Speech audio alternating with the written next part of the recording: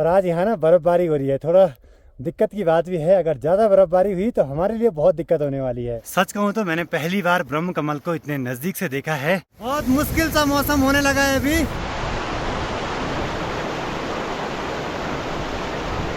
यहाँ देखिए पूरे खेत से दिखाई दे रहे हैं, इनको बोलते हैं पांडाउ स्योरा। यही एक सहारा था गोप्रो से सीन लेने का, ये भी टूट गया। ये भी टूट गया भाई। कि एक बार कोई अंग्रेज आया वो पहाड़ में, किसी ने उसको कोदे की रोटी खिलाई। बल डर भी लग रहा था कहीं भालू तो नहीं है। तो अभी सुबह के करीब 5:45 हो रहे हैं और सुबह सुबह पहाड़ों के नज़ारे आज कुछ ऐसे हैं, हल्के फुल्के बादल लगे हुए हैं। तो सबसे पहले आप सभी को मेरा प्यार भरा नमस्कार। मेरा नाम है आलोक राणा और स्वागत है आप सभी का देवभूमि उत्तराखंड के मध्य महेश्वर वैली के पांडव सेरा से। और पिछले दिन जो पहाड़ बड़ी दूर दिखाई दे रहे थे, हम उनके बिल्कुल पास में हैं अभी।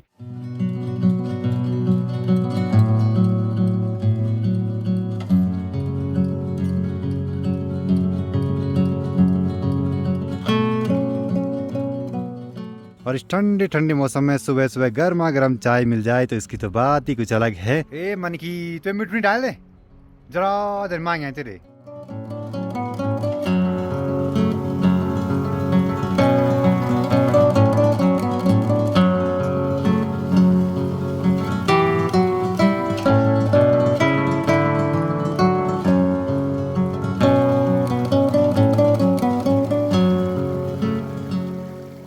चलो जी, धूप भी आ चुकी है बादलों के बीच से, जो कि यहाँ देखिए कितना सुंदर सा माहौल बना रही है इन पहाड़ों के बीच में। बाकी ट्रैकिंग के टाइम पे सभी के काम बटे रहते हैं। अभी जैसे मैं सुबह उठ के अपना हाथ मुंह धो के पानी वगैरह ले जा रहा हूँ खाना खुना बनाने के लिए। जब भी हम लोग ऐसे कहीं बुग्यालों की तरफ जाते हैं तो वहाँ पे जो पुराने मौर्य रहते हैं, उन्होंने वहाँ के क्षेत्रपाल महाराज की पूजा के लिए एक स्थान निर्धारित किया रहता है। वहाँ पर उनकी पूजा अर्चना करते हैं। तो इन बुग्यालों के बीच में ही सामने पे उस चट्टान के पास में है भगवान क्षेत्रपाल महाराज जी का मंदिर। और यहाँ पे शायद कोई भेड़ पालक रहे होंगे कुछ समय पहले।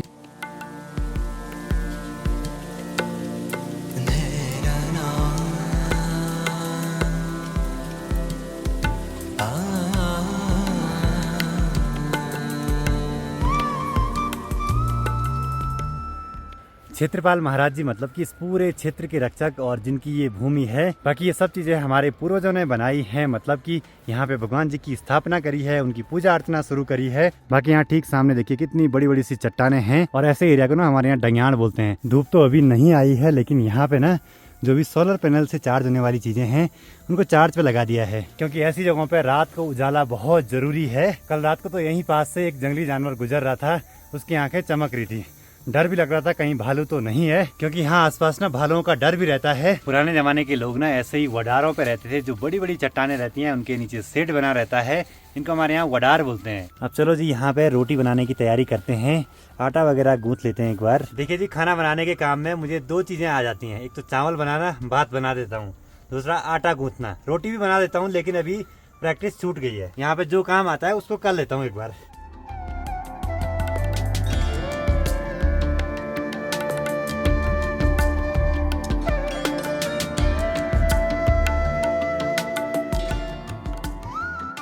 ये आज हमारा ट्रैक का 6वां दिन और हमें आज पांडव सेरा से नंदी कुंड तक का करीब 3-4 किलोमीटर का सफर तय करना है। बाकी कल रात हमने यहाँ इस गुफा में गुजारी और पहाड़ों में ना ऐसी बड़ी बड़ी चट्टानों के नीचे से रहने में काफी सेफ महसूस होता है।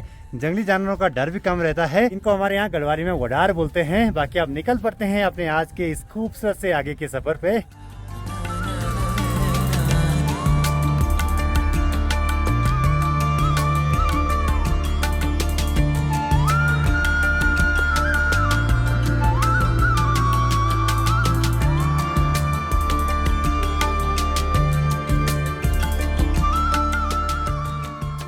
कुछ ही मिनटों में पूरा मौसम चेंज हो गया, भयंकर कोहरा आ रहा है, तेज हवाएं भी चल रही है। ऐसे में अगर रास्ता मालूम नहीं है तो भटकने का डर बना रहता है। हम में से 2 लोगों ने ये ट्रैक पूरा कंप्लीट करा हुआ है, बाकी 3 दोस्त नए हैं इस ट्रैक पे। अगर हमारे पास सामान नहीं होता ना तो ये ट्रैक इतनी आसानी से हो जाते, क्या ही बोले। सबसे आगे हमारे गाइड साहब जो कि रास्ता देख रहे हैं कि नदी क्रॉस कैसे करनी है यहाँ पे।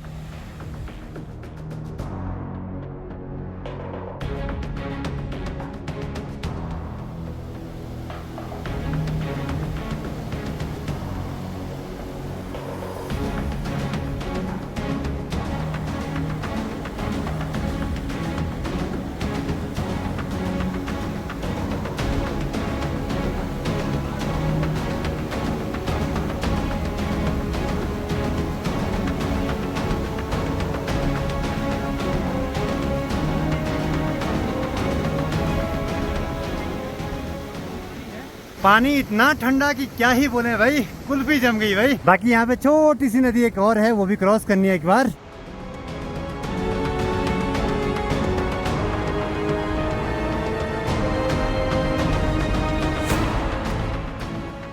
यहाँ पे बारीक बारीक बर्फबारी होने लगी है, बहुत मुश्किल सा मौसम होने लगा है अभी।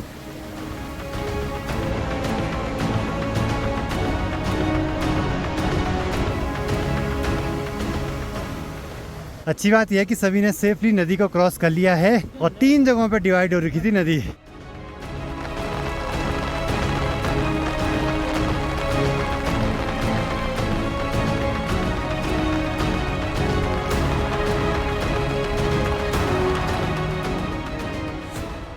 तभी धूप तभी बारिश, पता नहीं क्या हो रहा है।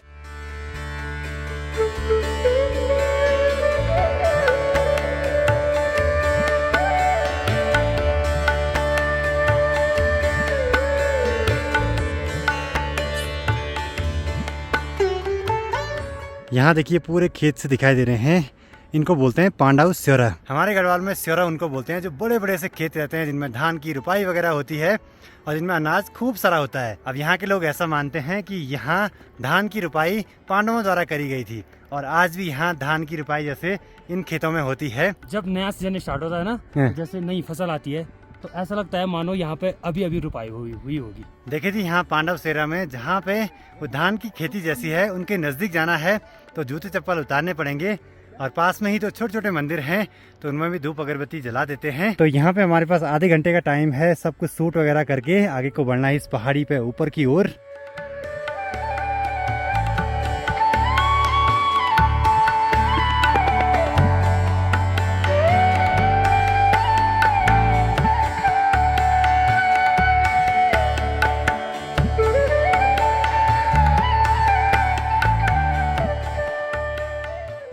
शायद ना इन जगहों पे बरसात के टाइम पे पूरा पानी भरा रहता है। प्रकृति है, इसमें बदलाव तो होते रहते हैं।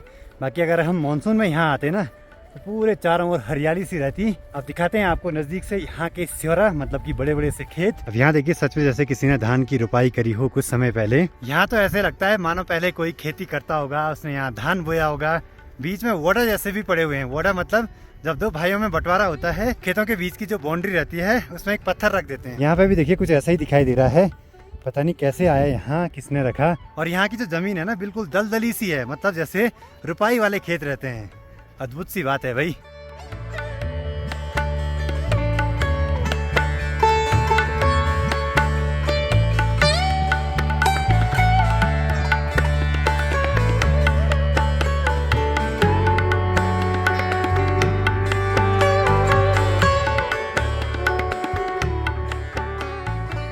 यहाँ देखिए कितना भयंकर फ्लड सा आया होगा ना। ऊपर पे एक प्यारा सा झरना बह रहा है। मानसून में इतना पानी आता होगा कि सारी चट्टानें बह जाती हैं उससे।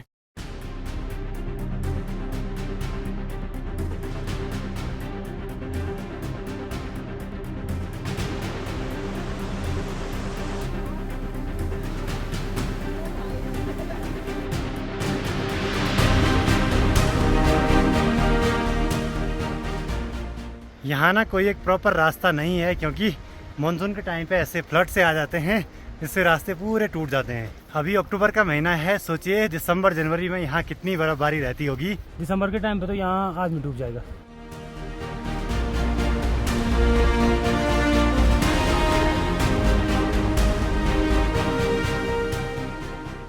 आज के दिन का पहला ब्रह्म कमल दिखाई दिया है यहीं पास में। देखे थी मननी वाली ट्रैक वाली वीडियो पे बहुत सारे लोगों के कमेंट्स आए थे कि नज़दीकी से ब्रह्म कमल को दिखाइए।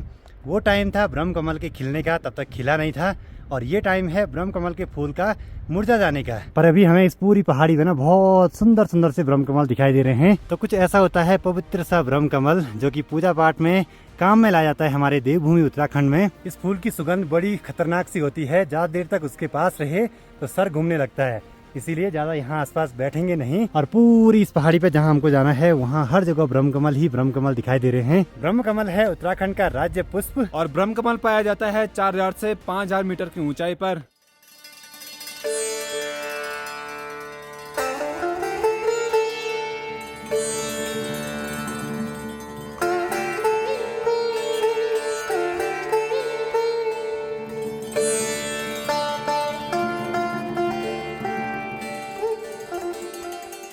नॉर्मली ये फूल ऐसा रहता है और सूखने के बाद फूल कुछ ऐसा हो जाता है और इसके बीज भी दिखाई दे रहे हैं अभी। और ब्रह्म कमल के साथ साथ यहाँ कुकड़ी के लाल लाल फूल भी दिखाई दे रहे हैं, जो कि बुग्यालों का काफी फेमस सा फूल है। देखिए जी, जब भी आप ऐसे ट्रैक करते हैं और जहाँ पे भी आपको ब्रह्म कमल के पुष्प दिखाई देते हैं, उनको देखिए, नज़ारों को एंजॉय कीजिए, लेकिन कभी तोड़िए मत, क्योंकि ये फूल बहुत ही अद्भुत हैं, पवित्र हैं। इनकी पवित्रता को बनाए रखें। ऐसे अद्भुत और पवित्र फूल को देखने के लिए आपको लगभग 4000 मीटर से ऊपर की हाइट पे चलना होगा। सच कहूँ तो मैंने पहली बार ब्रह्म कमल को इतने नज़दीक से देखा है, इतने ज़्यादा, वो भी क्या ही बोलें, ऐसा अनुभव भी कभी कभी ही होता है।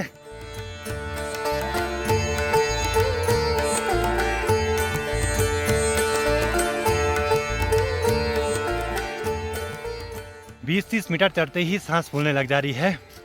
बहुत हाइट पे आ गए ना, ऑक्सीजन भी नहीं है। सबसे बड़ी दिक्कत सामने की पहाड़ियों से और ऊपर से बर्फबारी हो रही है भयंकर वाली। अब कई लोगों के कमेंट्स आते हैं कि आप लोग पहाड़ी हैं तो क्या आपको भी थकान लगती है? तो जी हाँ, हम भी इंसान ही हैं, हमें भी थकान लगती है। पिछले 6 दिनों के सफ़र में आज ये सबसे चढ़ाई वाला रास्ता महसूस हो रहा है। अभी तो 1-2 और खड़ी चढ़ाई हैं। चलो, जब यहाँ तक आएंगे तो आगे का सफ़र भी तय कर ही लेंगे।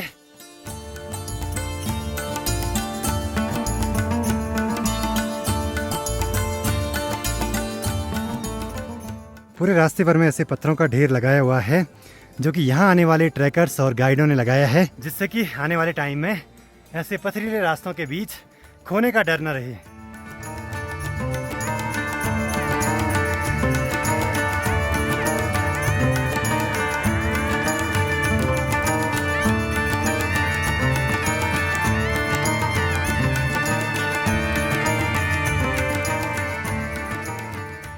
यही एक सहारा था गोप्रो से सीन लेने का, ये भी टूट गया। अरे ये भी टूट गया भाई। यहाँ से हर दिन हमारे साथ कुछ ना कुछ गड़बड़ तो हो ही रहा है भाई। कभी कैमरे टूट रहे, कभी सेल्फी स्टिक, कभी ट्राइपॉड, कभी कुछ कभी कुछ। खैर कोई नहीं, ये भी जर्नी का हिस्सा है। चलो जी, अब एक बार यहाँ पे रुके लंच वगैरह कर देते हैं, क्योंकि आसपास पानी की बहुत सारी धाराएं हैं।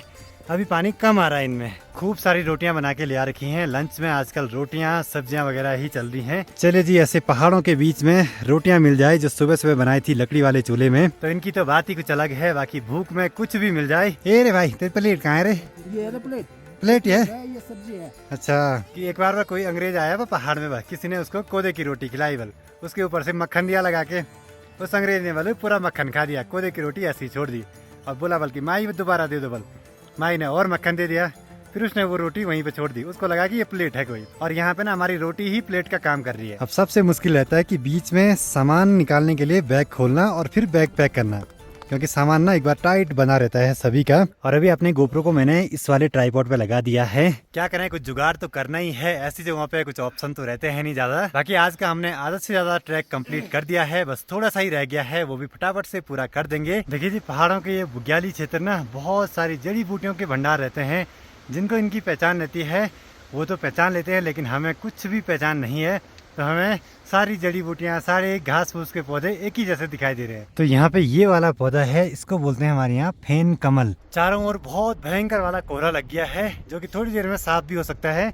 ऐसे में रास्ता भटकने का सबसे ज्यादा डर रहता है। सामने पे एक बड़ी सी चट्टान थी, उसके पीछे जाना था हमको, लेकिन वो दिखाई नहीं दे रही अभी। पहाड़ है, यहाँ चलना फिरना तो आसान नहीं है भाई, खासकर ऐसे हिमालयी क्षेत्रों में।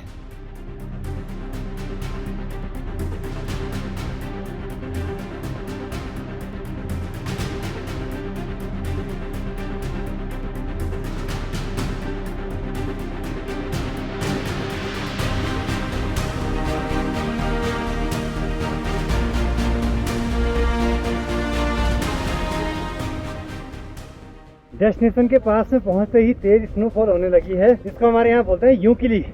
ये स्टार्टिंग की बर्फ है। इन चट्टानों के बीच से ना पानी की आवाज आ रही है, शायद कोई नदी आ रही होगी इनके बीच से। और चट्टानें इतनी बड़ी हैं कि पानी इनके बहुत नीचे से बह रहा होगा। सोचा नहीं था कि ऐसे स्नोफॉल देखने को मिलेगी इस पूरे ट्रैक पे। मजा आ गया इसको देख के, लेकिन ज्यादा हुई तो दिक्कत भी हो सकती है। अब यहाँ की ठंड का आइडिया इस बात से लगा सकते हैं कि यहाँ देखिए कितनी सारी बर्फ जमी हुई है, और यहाँ देखिए चट्टानों से पानी आया होगा, पूरा ऐसे ही जम गया भाई। ऐसे टाइम पे ये प्राकृतिक वडार ही काम आते हैं। जब आप किसी भी जगह पे पहली बार जाते हो, वहाँ का अनुभव आपको पहली बार होता है, तो वो वाली फीलिंग तो कुछ अलग ही रहती है। बस अब लेक के पास पहुंचने ही वाले हैं। पहला अनुभव होगा मेरा। गजब गजब गजब गजब गजब गजब।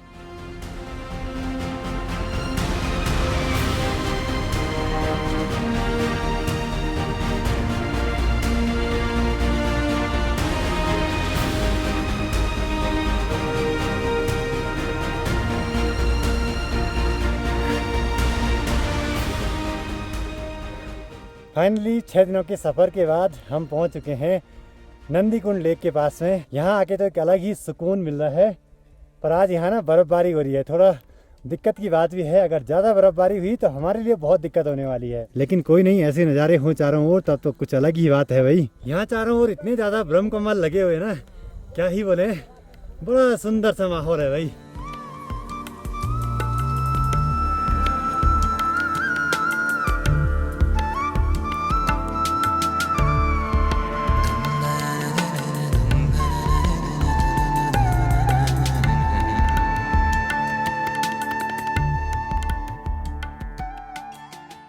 लेक के ठीक सामने में यहाँ पे एक बड़ा सा वडार है, जहाँ पे कि आज रात हम रुकने वाले हैं इस वडार के अंदर। प्रकृति ने हमें हर चीज दी है भाई, क्या ही बोले। बाकी एक और चीज दिखाऊं, यहीं पास में देखिए पानी का स्रोत।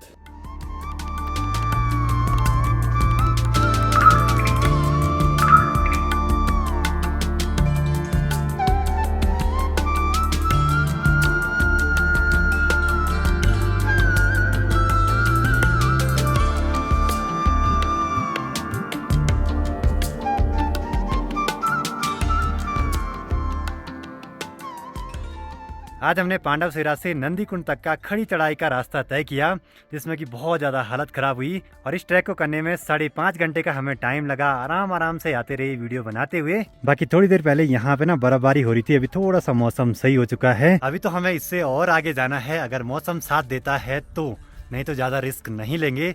यहाँ तक भी पहुँच गए इस बार तो बहुत है।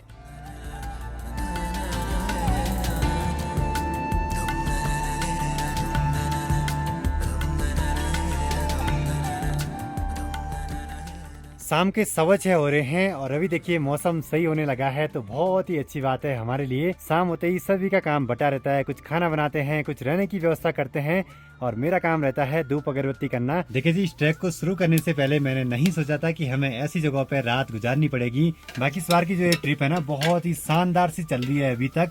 और अभी हम ऐसे पॉइंट पे हैं जहाँ से अगर हम मधमेश्वर धाम की ओर वापसी जाते हैं तो उतना ही सफर है, और यहाँ से अगर सीधे कल्पेश्वर महादेव के मंदिर तक निकलते हैं तो उतना ही है। बस यह मौसम और परिस्थितियों पे निर्भर करता है कि हमें कहाँ जाना होता है। इसके बाद रात के 8:30 हो रहे हैं, गर्मा गर्म खाना बन के भी तैयार हो चुका है। बाकी इसका आनंद लेते हैं, फिर आराम करते हैं, क्योंकि कल हमें काफी दूर जाना है। तो आज की इस वीडियो को यहीं पे क्लोज करते हैं। वीडियो पसंद आए तो इसको लाइक कीजिए, कमेंट कीजिए और अपने दोस्तों के साथ शेयर कीजिए। मैं आलोक राणा मिलता हूँ आपसे अगली नई वीडियो में। तब तक के लिए जय हिंद, जय भारत, जय देवभूमि उत्तराखंड।